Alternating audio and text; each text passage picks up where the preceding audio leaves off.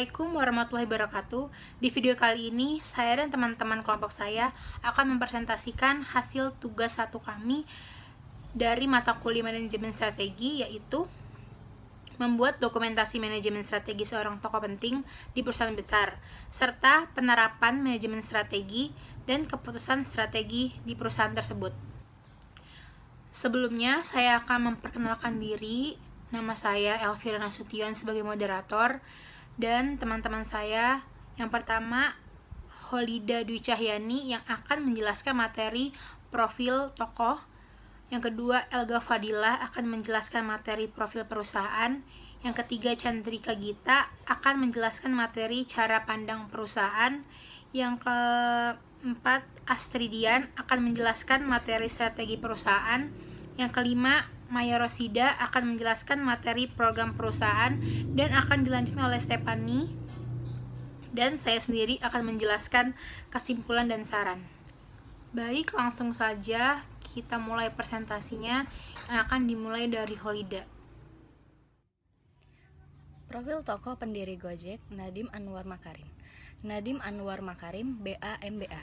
Lahir di Singapura 4 Juli 1984, umur 36 tahun. Adalah seorang pengusaha Indonesia yang saat ini menjabat sebagai Menteri Pendidikan dan Kebudayaan Indonesia pada Kabinet Indonesia Maju pemerintahan Presiden Joko Widodo dan Kiai Haji Ma'ruf Amin, yang dilantik pada 23 Oktober 2019. Ia merupakan pendiri Gojek, sebuah perusahaan transportasi dan penyedia jasa berbasis daring yang beroperasi di Indonesia dan sejumlah negara Asia Tenggara seperti Singapura, Vietnam, dan Thailand. Nadiem Anwar Makarim adalah putra dari pasangan Nono Anwar Makarim dan Atika Al-Gadri.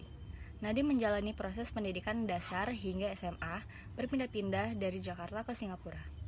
Sehabis menyelesaikan pendidikan SMA-nya di Singapura, pada tahun 2002, ia mengambil jurusan Hubungan Internasional di Universitas Brown, Amerika Serikat. Pada tahun 2006, Nadiem memulai karirnya sebagai konsultan manajemen di McKinsey & Company. Setelah memperoleh gelar MBA, ia terjun sebagai pengusaha dengan mendirikan Zalora Indonesia. Setelah keluar dari Zalora, ia kemudian menjabat sebagai Chief Innovation Officer atau CEO Kartuku, sebelum akhirnya fokus mengembangkan Gojek yang telah ia rintis sejak tahun 2011.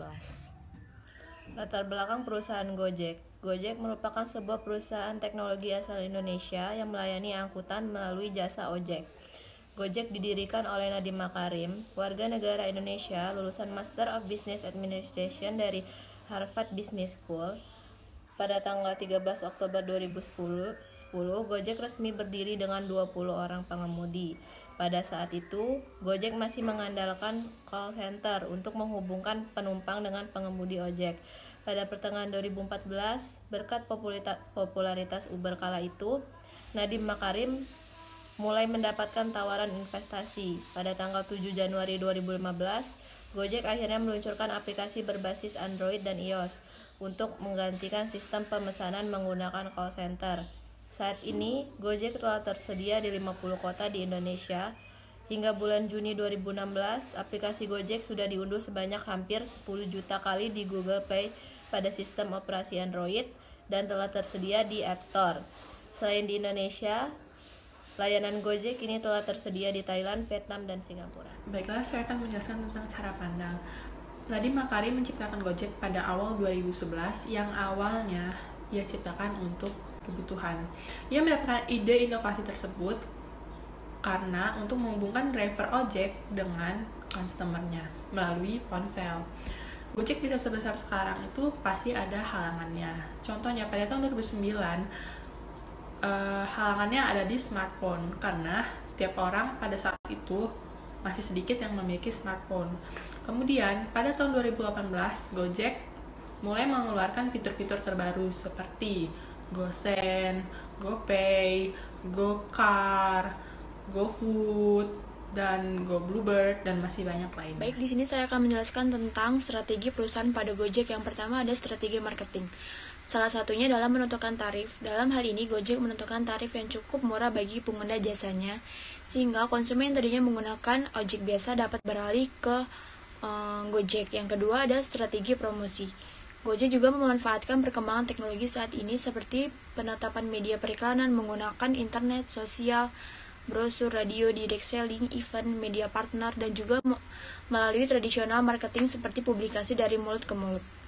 Gojek sendiri pun sudah sangat familiar di kalangan artis, sehingga dalam hal ini pihak Gojek juga memanfaatkan artis sebagai brand ambassador untuk menarik konsumen. Selanjutnya ada strategi marketing Gojek yang efektif. Yang pertama, memberikan pelayanan terbaik kepada setiap pelanggan. Kedua, memberikan harga yang pasti. Ketiga, fokus pada perbaikan. 4, lebih peka terhadap kebutuhan pasar. Kelima, memberikan pembaruan dan penyempurnaan. 6, memperluas target pasar, serta fokus pada konsumen journey dan experience. Di sini saya akan menjelaskan tentang program yang ada pada perusahaan Gojek. Gojek sendiri memiliki program yang dapat digunakan oleh driver maupun customer. Yang pertama, penyediaan perlengkapan kesehatan bagi mitra driver. Gojek telah mendistribusikan masker, hand sanitizer, dan vitamin untuk mitra driver agar mereka mendapatkan perlindungan yang memadai selama bekerja. Dan yang kedua, jaminan asuransi kesehatan bagi mitra driver. Jaminan asuransi kesehatan untuk mitra driver tidak hanya mencakup COVID-19 saja. Yang ketiga, meningkatkan kesadaran mitra terhadap prosedur kesehatan dengan materi-materi edukasi yang telah dikomunikasikan kepada mitra melalui notifikasi di aplikasi. Dan yang keempat, program distribusi paket sembako. Gojek juga telah memberikan program distribusi paket sembako bagi para mitra driver di atas 60 tahun di kota-kota tertentu. Program sembako melalui kolaborasi dengan Alfamart. Pemberian voucher bagi para mitra driver dan servis untuk membeli kebutuhan pokok sehari-hari di Alfamart. Program sembako oleh Yayasan Anak Bangsa Bisa. Program sembako ini dikelola oleh Yayasan Anak Bangsa Bisa yang akan diberikan dalam bentuk voucher, paket makanan hemat dan sehat bagi mitra driver. Mitra driver akan berkesempatan untuk membeli paket makanan hemat dan sehat di merchant UMKM GoFood. Bantuan pembayaran pinjaman kendaraan. Gojek bekerja dengan lembaga pemerintah terkait perihal prosedur keringanan pembayaran cicilan kendaraan bagi para mitra driver yang sebagian besar mencicil kendaraan bermotor mereka.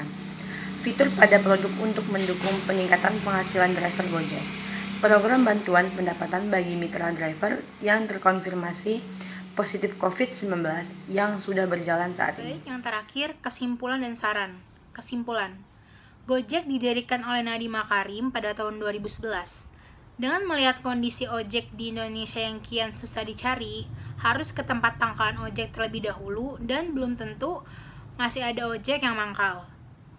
Hal itulah yang memuat Nadiem berpikir dan membuat sesuatu yang baru dan mempermudah segalanya. Akhirnya, ia menciptakan ojek online yang biasa disebut Gojek. Gojek sendiri terbilang cukup efektif dan efisien, yang mana kita tidak perlu ke pangkalan ojek, hanya perlu memiliki aplikasi Gojek, dan kita bisa memanggil driver melalui aplikasi tersebut.